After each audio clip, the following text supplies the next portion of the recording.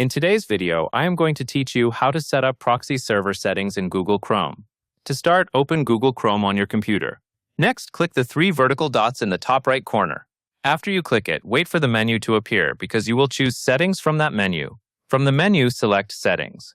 Now look to the left sidebar inside the Settings page and click System. In the System area, you will find an option called Open your computer's proxy settings. Select that option. After you click Open your computer's proxy settings, your computer should show the proxy configuration window. Depending on your system, the exact wording may vary slightly, but it should clearly be the proxy settings page for the operating system.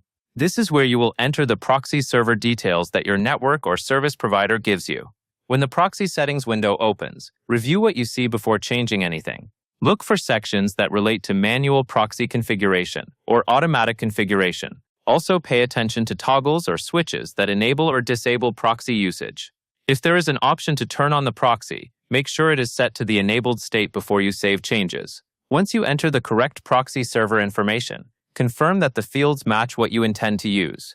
For example, check that the server address and port fields are filled correctly and that any relevant authentication fields are handled according to what your proxy requires. If your settings include a choice for bypassing local addresses, review that as well to ensure it aligns with your needs. When everything looks correct, apply or save your changes in the proxy settings window.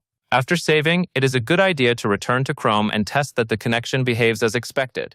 You can simply open a website to confirm that browsing still works through the configured network path.